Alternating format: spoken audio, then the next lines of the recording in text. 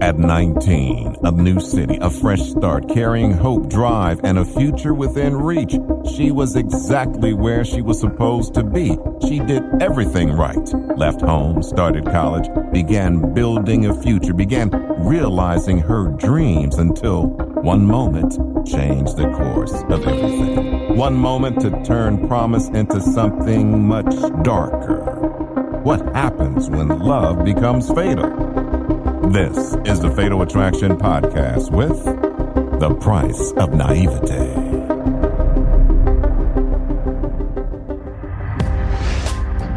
October 15th, 2017. It's Sunday morning in Hattiesburg, Mississippi. A town of 50,000 that's about as close as Southeast Mississippi comes to a big city. Hattiesburg is actually the 5th largest city in the state. Life in Mississippi is pretty similar to like other rural southern states. People are very family-oriented. People know everybody. In some of these small towns, you can leave your doors unlocked. Leave your windows open. But Hattiesburg isn't like most of rural Mississippi. And a little before noon that Sunday, 27-year-old Tracy Bullock makes a panicked call to Lamar County 911. Hello? 911, what's your emergency? Yes, my Tracy stated that his girlfriend was shot. Where is she shot? She got shot in the head. He said that they need to hurry up because she needed attention. I'll send first responders to you now.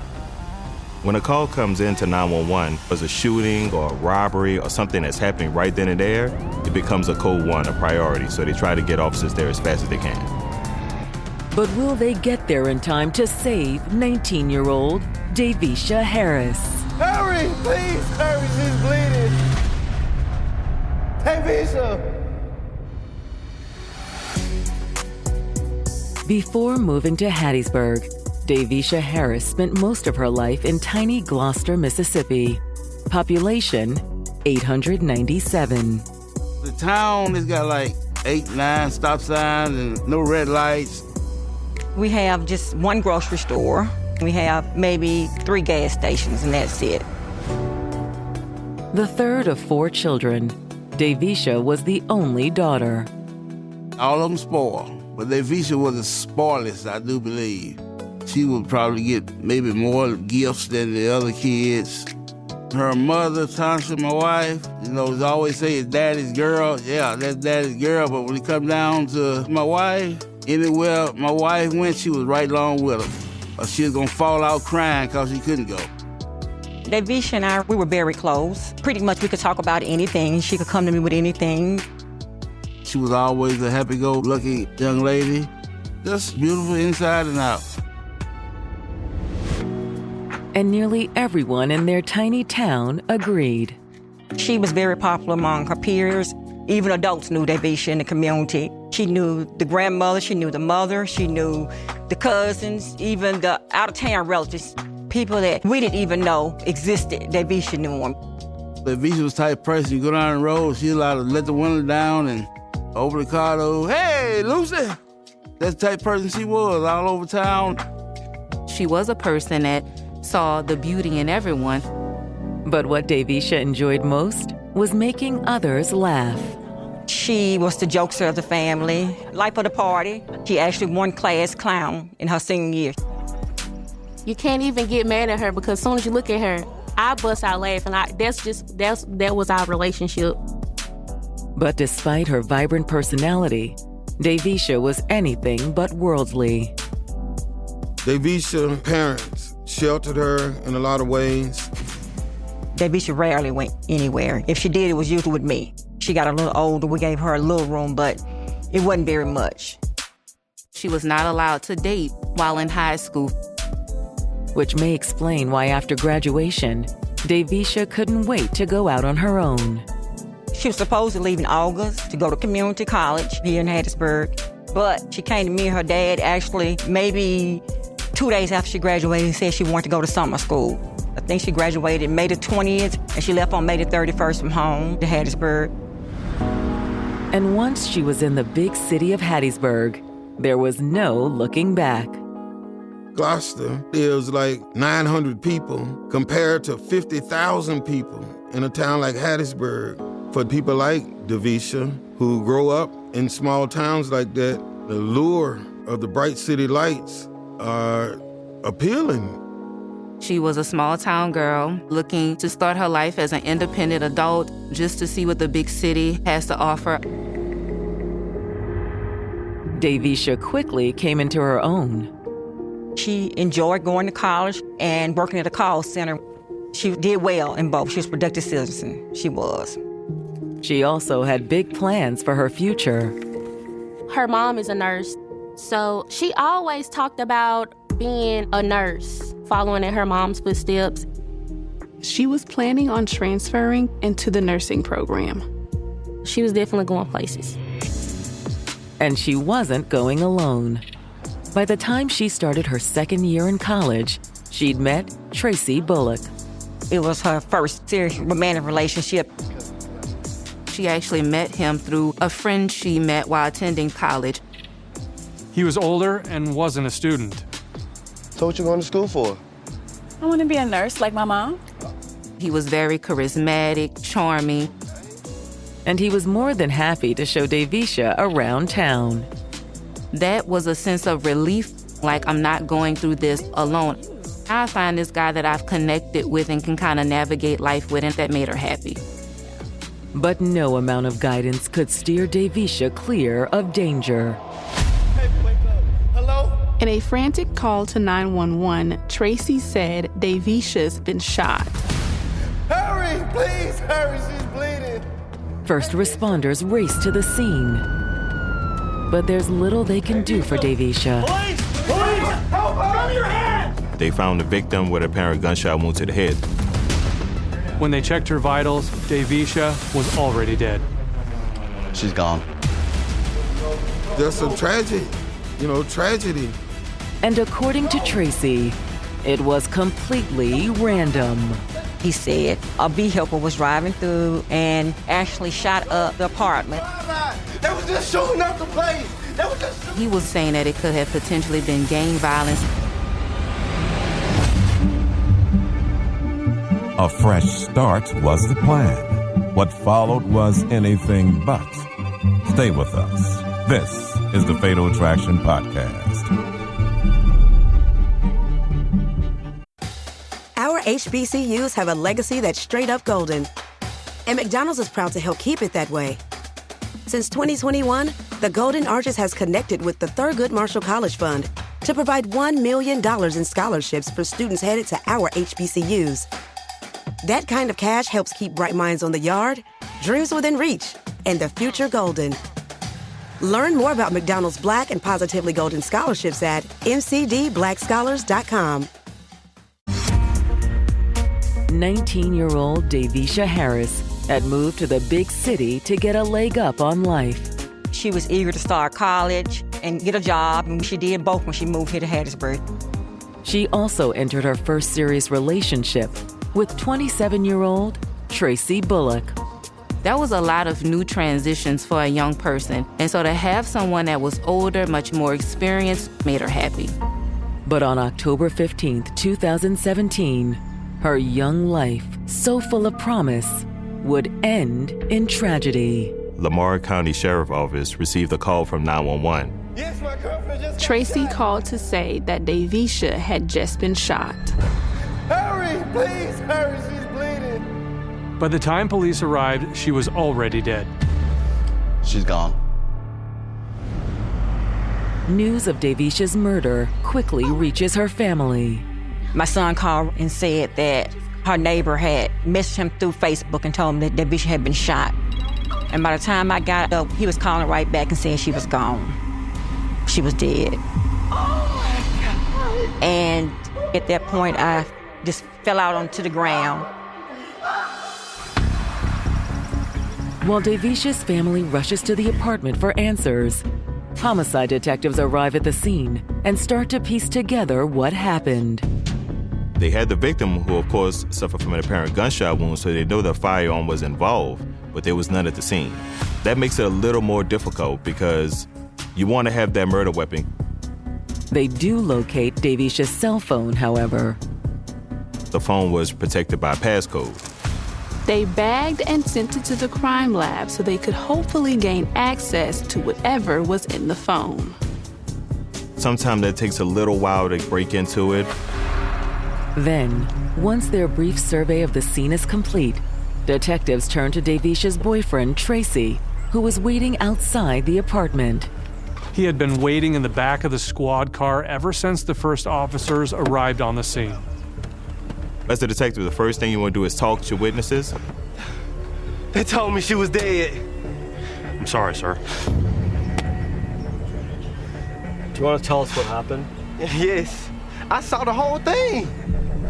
He said he heard tires squeal, and when he looked out the window, he saw a car coming down the street. The passenger window rolled down, but I didn't see a gun. However, according to Tracy, he did hear the shots.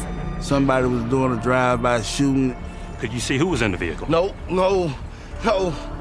I didn't see anybody. Do you have a license plate number? No. Soon as they started shooting, I hit the floor. For detectives, it sounds like an all too familiar scenario. Despite being a city of less than 50,000, Hattiesburg does have a gang problem. It's kind of the central location between Mobile, Jackson, and New Orleans. A lot of the drug trafficking between those larger cities passes through Hattiesburg. But if this was a drive-by, who was the intended target? Davisha was not one to be known for running around with gangs or any kind of criminal behavior. She was a good girl, going to college. Was she simply in the wrong place at the wrong time? Or was she with the wrong person? While detectives were talking to Tracy, officers ran a search on his name in police records. In doing interviews with witnesses, it's common to want to check their background just to see who you're talking to. When the officer enters his name into the computer, something pops. He was wanted on a warrant in Macomb, from where he originally from. They were looking for him anyway. Hey, detectives.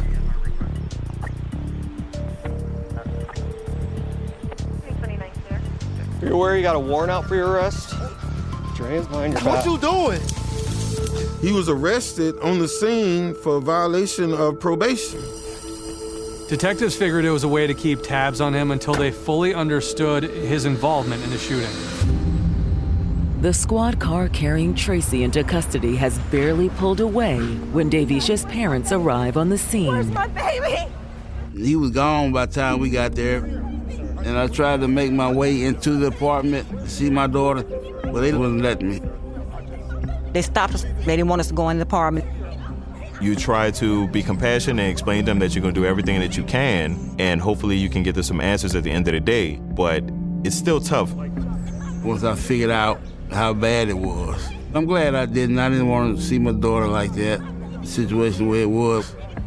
I want to remember like she was, you know. At the scene, detectives try to interview Davisha's parents, but they're too distraught for a formal statement. Emotionally, it was tough because that's our only daughter. No parents expect to outlive your children. No one expects to have to bury their child.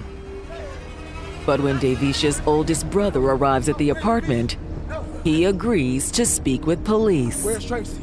The first thing he asked is, where's Tracy? We have him in custody.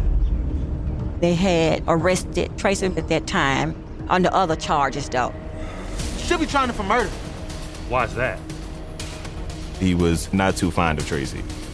In fact, Davisha's brother said he'd had a tense encounter with Tracy just a few weeks earlier. I wish he'd have whooped his ass. In a single fleeting moment, everything came crashing down due to one choice. Stay with us as we uncover the truth.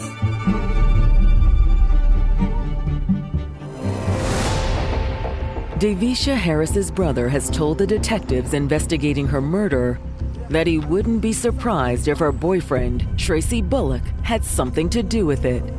At this point, police already had Tracy in custody, But that arrest had nothing to do with the murder investigation.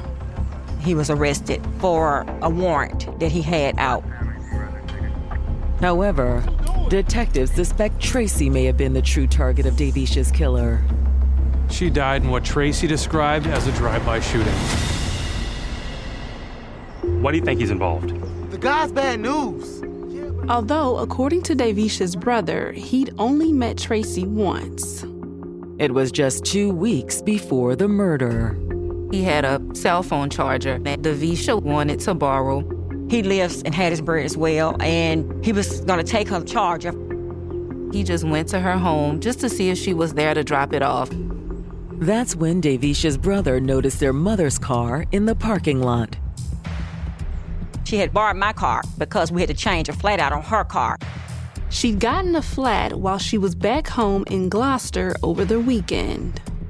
Being such a small town, there wasn't no repair shop there to take care of it, so we just switched cars to let her come back to Hattiesburg to come to school and work. But when her brother noticed someone was smoking in the car, he was furious. He's wondering what's going on when he saw this stranger sitting in his mother's car smoking marijuana. He was sitting in the car smoking dope, chilling with the air on like he owned it. My oldest son, he actually recorded, sitting in the car with the windows up and stuff. And he sent us a picture back to tell us what the guy was doing in the car, and he wasn't pleased with it. Oh! What are you doing? So Davisha's brother confronted Tracy. Not that he knew who Tracy was at the time. No one in the family knew about the relationship. None of us had met him officially and met him, so we didn't know his name, He opened the door and asked him to get out the car and asked him what was he doing, smoking marijuana and music up loud, blasting. Who the hell are you? This is my mom's car. Well, you best to get the running to her. When we got him out of it, the dude still was kind of disrespectful. He got out of the car and proclaimed that it was his girlfriend's car. He can do whatever he wants to do. That's how he found out who he was. I don't care who you are. Don't be smoking in my mom's car. What? You gonna make me? He and my oldest son did have some words. Tracy, it's okay. It's okay. In the midst of those words, Davisha came and got in between them. I don't know. She didn't want to see his brother go to jail or was in love with this fool. I don't know.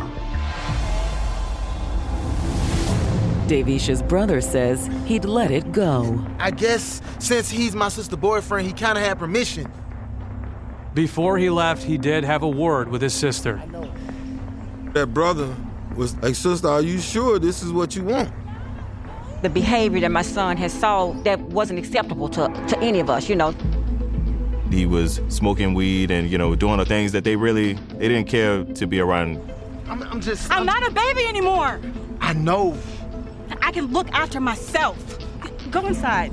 Davisha felt like that he just didn't want her with anybody, but that wasn't the case, in that scenario. That wasn't the case. It was what he was doing. So that's why you think he had something to do with it? Yeah. It's just a hunch. Yeah, but I'm telling you, something ain't right. Detectives don't entirely disagree, but their suspicion of Tracy is based on something more concrete than him smoking marijuana or being disrespectful to Davisha's brother. Despite Tracy's claim that Davisha was killed in a drive-by, there was no evidence to support that. There were no bullet holes, no shell casings. Not a single one. It didn't make any sense. He didn't even try to even come up with a plausible lie.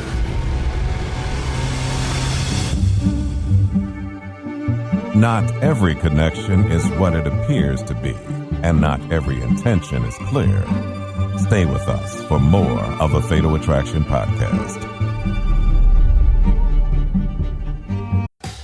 Our HBCUs have a legacy that's straight up golden. And McDonald's is proud to help keep it that way. Since 2021, the Golden Arches has connected with the Thurgood Marshall College Fund to provide $1 million in scholarships for students headed to our HBCUs. That kind of cash helps keep bright minds on the yard, dreams within reach, and the future golden. Learn more about McDonald's Black and Positively Golden scholarships at mcdblackscholars.com. Detectives investigating Davisha Harris's homicide suspect her death wasn't due to a drive-by shooting, as her boyfriend Tracy Bullock claimed. There were no bullet holes in the couple's apartment building. Detectives couldn't find any shell casings in the street either. When they canvassed the neighbors, none of them said anything about a car driving through and shooting things up. The evidence don't support there was any kind of drive-by. Which means that Tracy has some explaining to do. From the crime scene, detectives head back to the county jail, where Tracy is waiting in a holding cell. Detectives had already taken him into custody for an outstanding warrant. When confronted with the inconsistencies between his drive-by story and the conditions at the crime scene, Tracy admits that he'd lied. Okay, man, it wasn't a drive-by shooting. It wasn't, okay? Well, what you said was? Because I know how y'all work. He didn't tell the truth because he had this distrust for the police. Mississippi has its fair share of challenges as it relates to racial issues around policing. Okay, so who shot her then? I don't know. Tracy says that instead of a drive-by, it had all started with a knock at their door. You expecting somebody? No. He said that when he opened the door, there was a man on their doorstep with a gun. Tracy said he ducked and slammed the door. And the shooter didn't try to come in? No. He must have ran off. The way Tracy told the story, it sounded like someone tried to put a hit out on him. But according to Tracy, the would-be hitman missed their target. Davisha! Oh my God. But you don't know who the shooter was? Dude had a hoodie on. Detectives aren't sure if he's lying about the shooter's identity. Given his criminal record, there may be a connection that Tracy doesn't want the detectives digging into. Or is it simply his drive-by shooting story all over again? The passenger window rolled down, but I didn't see a gun. The police catch him in the lie. His story changes. Okay, somebody came to the door, knocked on the door, and he was shooting at me, but there was nothing to substantiate that. The next day, when detectives finally sit down with Davisha's parents, they have no doubt that Tracy is lying about the mysterious hitman. They saw the red flags. They had the concerns in the weeks, the months leading up to her death. And so for them, it was like, no, we know who is responsible. So, what sort of red flags? Well, first of all, her finances, for one thing. When she get paid on Fridays, she'll provide everything she needed up to the time for her to get paid again. But we noticed where she would come home on Fridays, she wouldn't have money to get back to Hattiesburg on Sunday. Me taking food out, I'll freeze the refrigerator, take it back. You working, why you need all this here? She didn't respond at all, She didn't have anything much to say. But the answer became clear a couple of weeks before the homicide. That's when Davisha's brother found out she had a boyfriend. We still didn't know his name at that point, but he was sitting in my car, smoking marijuana with the windows up, with the music on loud. It didn't give her parents a good impression of Tracy. They got to figure that, he was using her. She started saying, I want you to meet him, and that's when I started questioning her about who is he, where does he work? And when she gave me those answers, I told her I wouldn't be interested in, because he was much older than she was, and he didn't have a job, so I'm not interested. Just meet him. I know you'll like him. I don't think so. Mom! He didn't fit the standards of what we had raised her for, and what we had raised her around, and what her dad showed her what a man was supposed to be. That's what I told her up front. I told her, Davisha, I don't like him. I don't like what he's doing. There wasn't the kind of boyfriend that she would want to get involved with. You know, there was going to be one or two things, you know, trouble where she was going to end up in jail with him, you know, by being caught by the police or being hurt really bad. Mom, I knew you would say that. I think she knew I wasn't going to be pleased with it. It may have also been what attracted Davisha to a bad boy like Tracy in the first place. She was naive in a sense because we had sheltered her so much. She hadn't been introduced to any of those things. Young ladies that have been somewhat sheltered for so long, when they get a taste of freedom, that appeal of being with someone that I know my parents would not necessarily approve of can be very captivating. And so there can be this sort of adrenaline rush, or there can be this sort of thrill, whether it's the healthiest decision or not. But while her parents didn't approve of Tracy, they tell detectives they didn't push Davisha to end the relationship. I knew if I'd have stayed and hopped on the situation, it was just gonna push her closer to him. So I was trying to give her the time to see what was going on, wake up to what was going on. Despite that, as her father predicted, Davisha had continued to see Tracy. I think it strengthened their relationship at the time, and it actually became a us against them. I think that was the turning point in why he felt so comfortable with some of the behaviors that he demonstrated thereafter, because he had psychological control and emotional control over her at that point. And now that Davisha is dead, her parents are convinced that they'd been right about Tracy. Those parents did, I'm sure, what they thought was best at the time. Again, there were red flags. I was considering death by somebody else hurting her, you know, being caught up in crossfire with him some kind of way, you know. It never came to me as him actually killing her. But now you think he did. Yes. But why would he do that? Because she finally came to her senses. She wanted to leave him. I believe she told him that his honey hole is dried up. It's time for him to go. They think Bullock was not willing to accept rejection, and he took things to the extreme. I think that's exactly what happened. I go to the grave with that. It's a compelling theory. Only there's one problem. There was no evidence that Tracy had been violent or threatening toward Davisha. But that all changes when the crime lab finally cracks the passcode on Davisha's phone. She had everything in her phone with the ARG and everything else that was going on. Hey, come here. It's an indication that she knew that this was an issue. She knew that, like, this is an unsafe situation. Look at this. Because one video taken less than 48 hours before the murder showed Tracy with a gun. It was Friday night, pointing it toward her, you know. You ain't gonna shoot?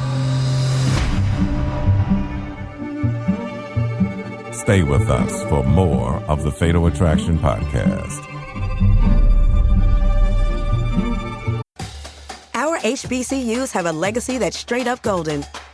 And McDonald's is proud to help keep it that way. Since 2021, the Golden Arches has connected with the Thurgood Marshall College Fund to provide $1 million in scholarships for students headed to our HBCUs. That kind of cash helps keep bright minds on the yard, dreams within reach, and the future golden.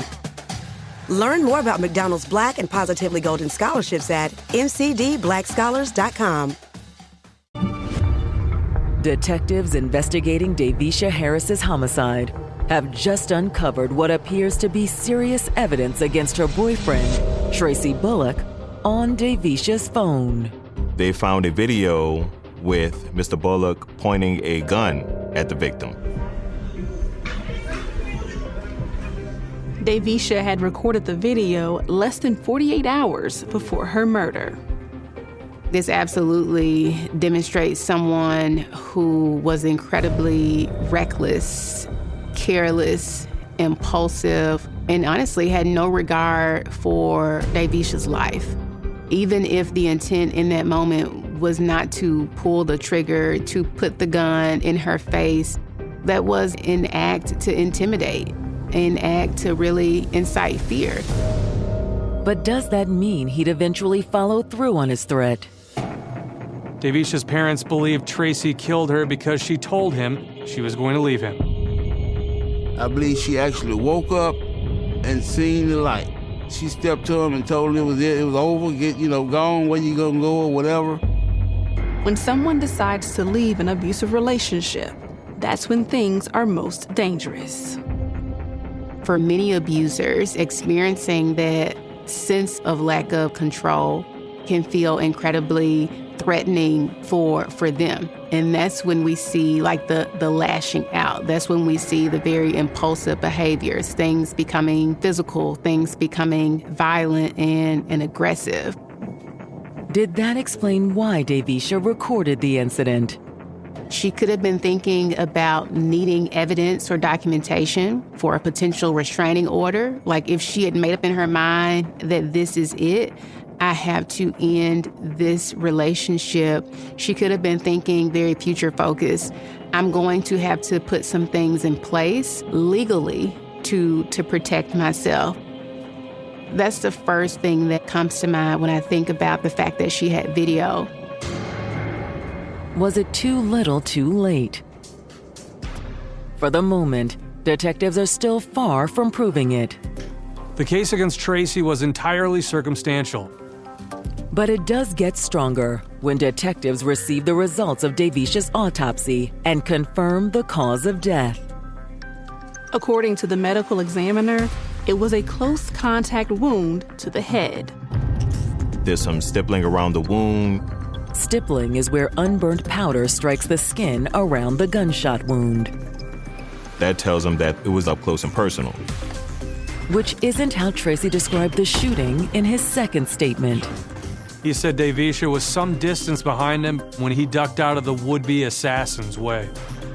After the autopsy was done, all of those things just proved to be untrue.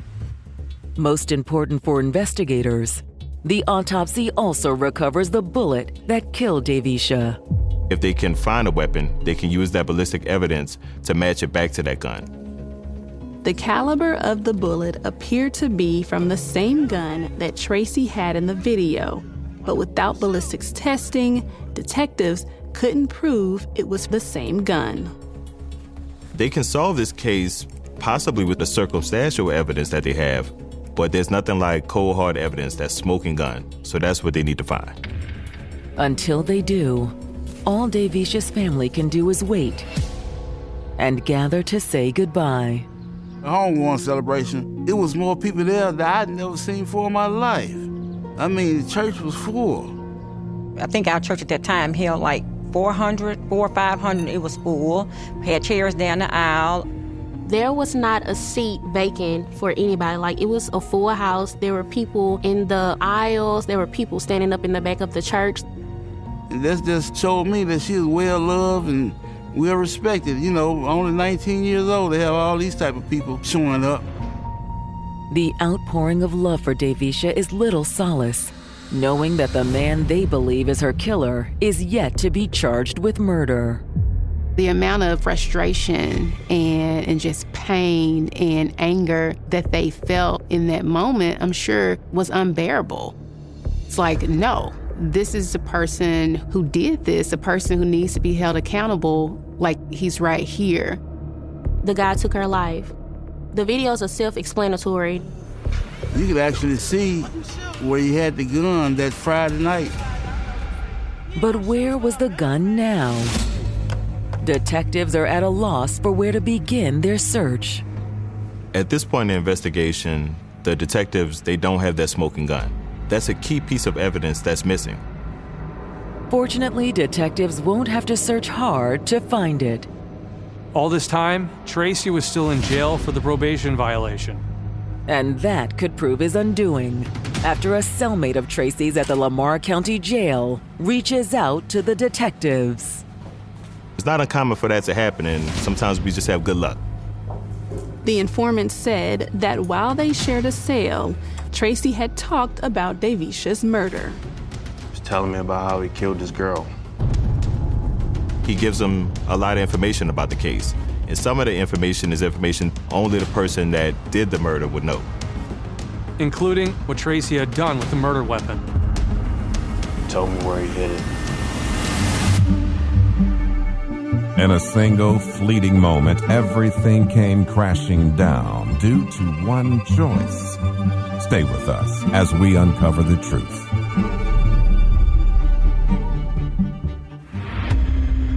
A jailhouse informant has just told detectives that Tracy Bullock confessed to him all about how he'd killed his girlfriend, Davisha Harris.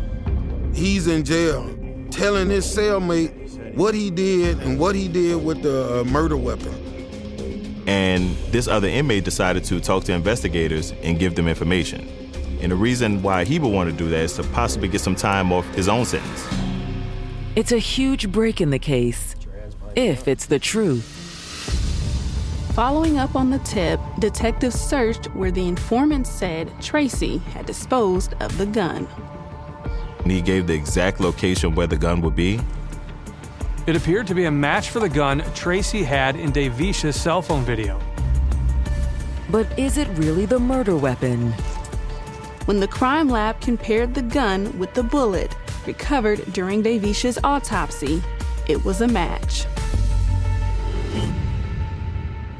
It's news Davisha's family has been waiting to hear. The investigators actually called us and told us they had found the weapon. They knew that he killed Davisha, so it was going to actually be murder. As a detective, the best thing about this job is being able to come to them and give them that closure. That sense of closure proved short-lived, however. The prosecutor felt like the case wasn't strong enough for a murder conviction. Rather than pursue murder charges, they offered Tracy the opportunity to plead to manslaughter. Manslaughter is something that happened in the heat of the moment. It could be an argument, an altercation, which caused the suspect to kill the victim. In other words, if you were in the heat of passion, again, just based on human being, human nature, you're not in your right mind. Tracy takes the deal, admitting that he shot Davisha in the middle of an argument. I'm done. You need to leave. For what? I'm done. I'm done with this and I'm done with you. I ain't going nowhere. Oh, okay. Big man with a gun. Oh, you don't think I'll do it? I know you won't.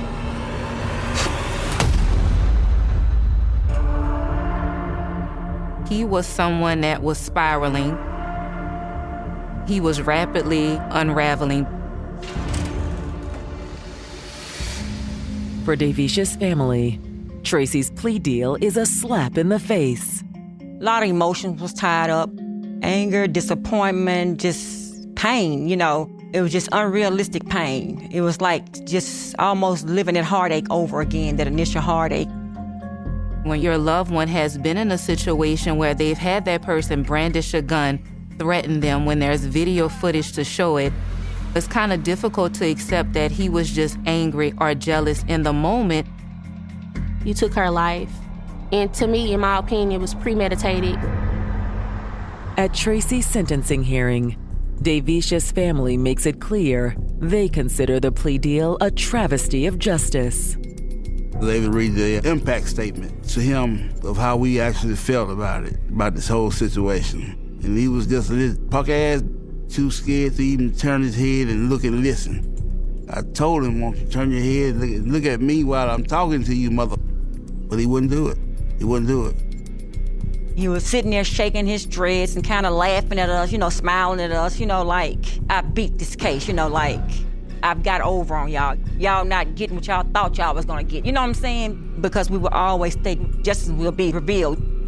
Will a father's impassioned statement and Tracy's apparent contempt for the process have an impact on the judge? The judge himself, he asked the DA 3 times, is this all you charge this man with all the evidence I see here? He asked the DA 3 times. The DA said yes. And in the end, the judge honors the terms of the plea and sentences Tracy to 15 years. He was let off lightly, and it was not fair. I was very angry when I heard about it. I have nothing for the legal system now, you know, it's just, they just let us down. It's like we didn't matter to them that she didn't matter, and she does matter. We're talking about a 19-year-old young lady who had her entire life ahead of her, who was just starting to really establish herself, really starting to understand what it even means to be independent and to be an adult, and to have her life senselessly taken away from her.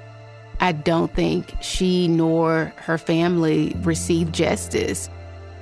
He still gets to get out, create a family, and just live his life, and she wasn't able to do that. The Harris family is going to be affected forever and ever. I'm coping, day by day I'm coping, but you never forget it. Although Davisha's parents do hope that her story will allow others to avoid a similar fate. Someone starts to physically abuse you, verbally abuse you emotionally, you need to get out the relationship as fast as you can. Tell somebody. When you see these red flags, when you see these warning signs, take them to heart. Let somebody know, if it's not your parents or your siblings, somebody you respect that's older. Let them know so this situation won't happen again. But they also see Davisha's story as a cautionary tale for parents. Teach your child to always be mindful of the company they keep or the individual they want to date. Her being naive played a part, not realizing what she was stepping into, the danger what she was stepping into. Because what you lose can be more than any family can bear. She's a sweet person. It's truly missed. Truly missed by all. She wasn't here for a long time, but she definitely left her mark. And she was just love, that's all. She was love.